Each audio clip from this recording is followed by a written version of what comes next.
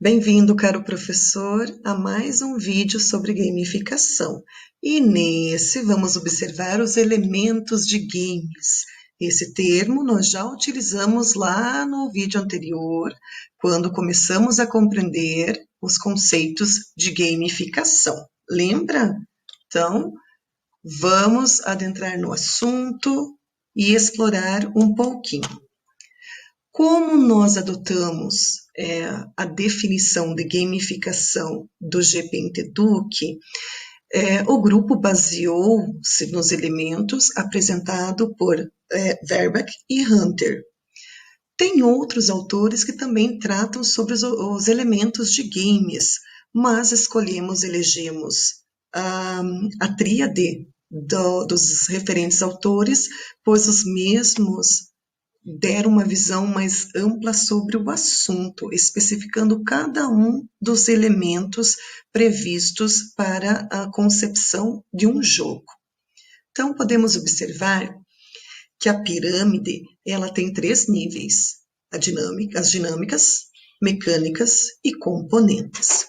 As dinâmicas são os aspectos gerais e padrões regulares à experiência do indivíduo.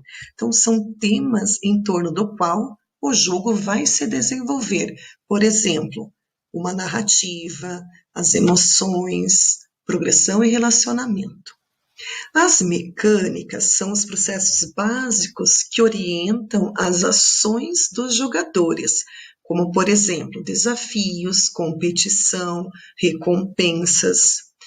Já na base da pirâmide, temos os componentes, que são as instâncias específicas para ocorrer as dinâmicas e as mecânicas, ou seja, são as aplicações específicas visualizadas e utilizadas nos jogos, como, por exemplo, tem os avatares, badges, níveis, pontos e placares.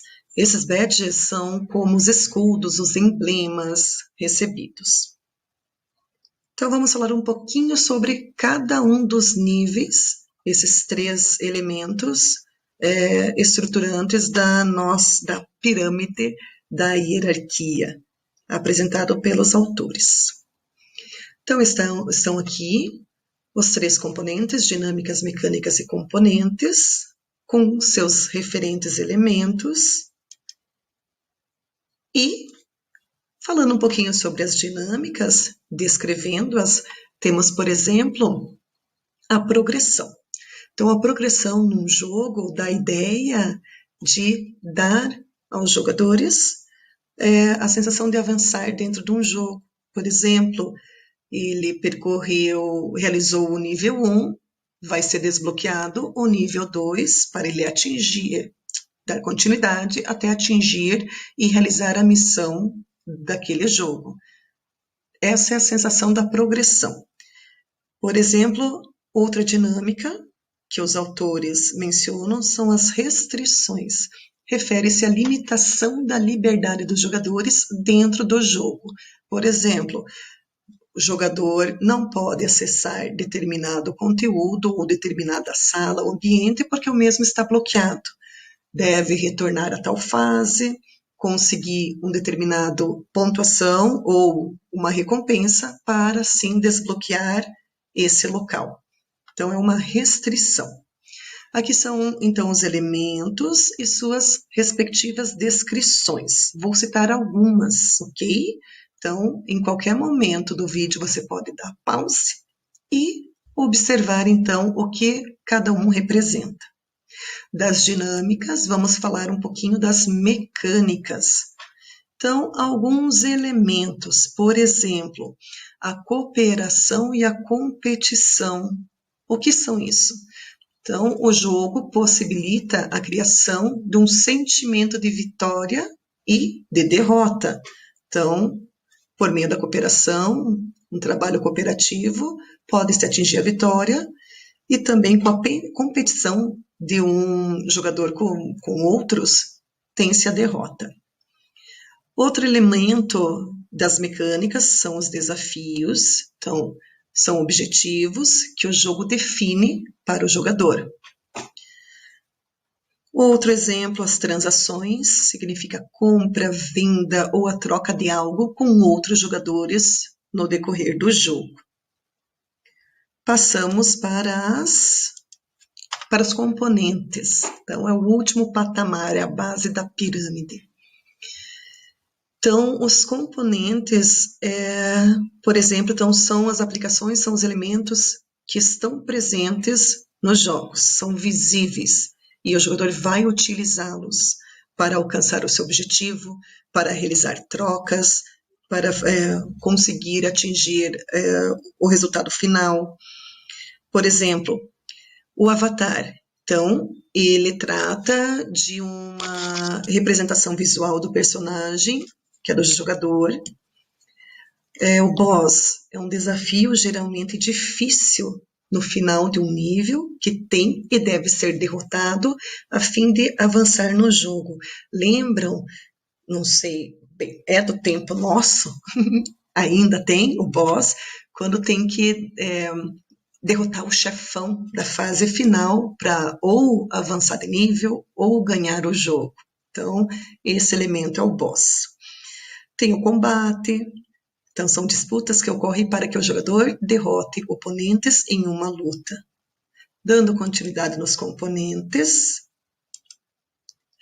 por exemplo, tem os emblemas e as medalhas. São representações visuais de realizações dentro do jogo. O jogador conseguiu realizar determinado desafio, vai ganhar um emblema ou vai ganhar uma determinada pontuação.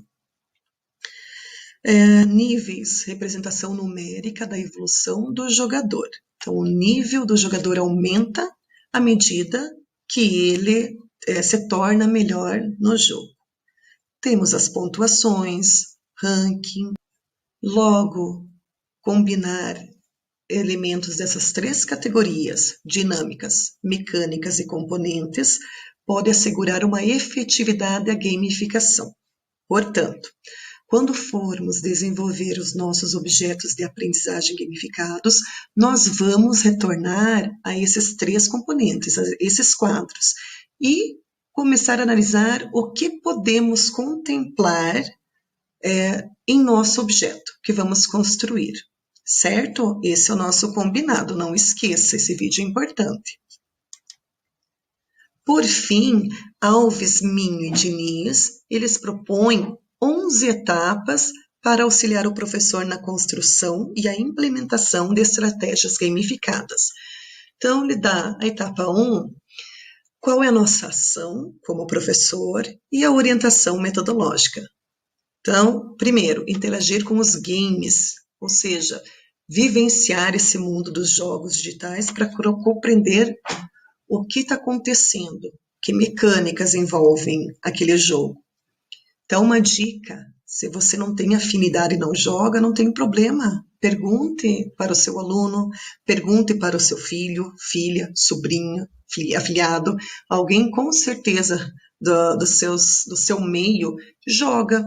Então, pergunta, o que tu está jogando? Qual é a história? Qual o objetivo desse jogo? Quais são os personagens? Tenta compreender um pouco esse ambiente de games. Segunda etapa, conhecer o público, ou seja, quem é o teu estudante, faixa etária, qual é a série, ano. Terceiro, definir o escopo. Então, estabelecer qual é o conteúdo que você vai trabalhar, o tema, competências. Quarta etapa, compreender o problema e o contexto. Então, refletir sobre as situações problemas do cotidiano do estudante, articulando por meio de elementos de games. Então, trazer um pouco a realidade do aluno no universo de games. A quinta etapa, definir a missão e o objetivo. A sexta etapa, desenvolver a narrativa para o jogo. Sétima, decidir o ambiente e a plataforma. O ambiente, se vai ser na escola, se vai ser na casa do aluno, se vai ser por meio de ambiente digital ou não, se não vai usar nenhuma tecnologia digital. Qual é a plataforma que será utilizada? Oitava etapa, instituir as tarefas e a mecânica. Então, criar as regras para cumprir as determinadas tarefas. Nona etapa, estabelecer o sistema de pontuação ou seja, a recompensa e como vai ser o ranking. 10º, delinear os recursos, então observar o que está faltando, quais são ações necessárias para o cumprimento do planejamento. E a 11ª etapa é revisar a sua estratégia gamificada. Esses são os 11 passos que podemos adotar, pelo menos para ter uma noção de como criar uma estratégia gamificada. Então, primeiramente, vivenciar. Depois eu preciso conciliar essa narrativa dentro do meu conteúdo programático.